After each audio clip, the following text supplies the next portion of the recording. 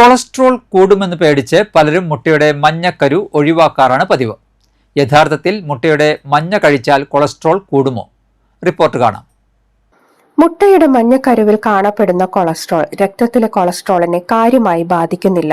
പകരം മൊത്തത്തിലുള്ള ഭക്ഷണത്തിലെ പൂരിത കൊഴുപ്പുകളും ട്രാൻസ് കൊഴുപ്പുകളും LDL മോശം കൊളസ്ട്രോൾ വർദ്ധിപ്പിക്കുന്നതിൽ കൂടുതൽ പ്രധാന പങ്ക് വഹിക്കുന്നുണ്ടെന്ന് വിദഗ്ധർ പറയുന്നു. മിതമായ മുട്ട ഉപഭോഗം HDL കൊളസ്ട്രോൾ വർദ്ധിപ്പിക്കുമെന്നും ഇത് LDLും HDLും തമ്മിലുള്ള സന്തുലിതാവസ്ഥ മെച്ചപ്പെടുത്താൻ സഹായിക്കുമെന്നും പഠനങ്ങൾ പറയുന്നു. പ്രതിദിനം 1-2 മുട്ട കഴിക്കുന്നത് സാധാരണയായി കൊളസ്ട്രോളിന്റെ അളവ് വർദ്ധിപ്പിക്കുകയോ ഹൃദയാരോഗ്യത്തെ പ്രതികൂലമായി ബാധിക്കുകയോ ചെയ്യില്ലെന്ന് ഹാർവാർഡ് ഹെൽത്ത് വ്യക്തമാക്കുന്നു.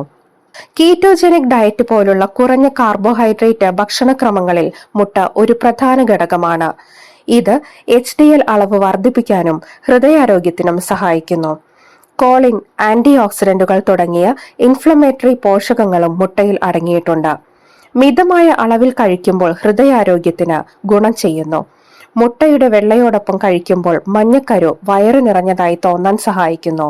ഇത് ശരീരഭാരം നിയന്ത്രിക്കാനും ദിവസത്തിന്റെ അവസാനത്തിൽ കഴിക്കുന്ന കലോറിയുടെ അളവ് കുറയ്ക്കാൻ സഹായിക്കും. മുട്ടയുടെ മഞ്ഞക്കരുവിൽ vitamin A, D, E, B12 തുടങ്ങിയ അവശ്യ പോഷകങ്ങളുടെയും ആരോഗ്യകരമായ കൊഴുപ്പുകൾ, കോളിൻ, ല്യൂട്ടിൻ, സിയാക്സാന്തിൻ പോലുള്ള ആന്റി ഓക്സിഡന്റുകളും അടങ്ങിയിരിക്കുന്നു.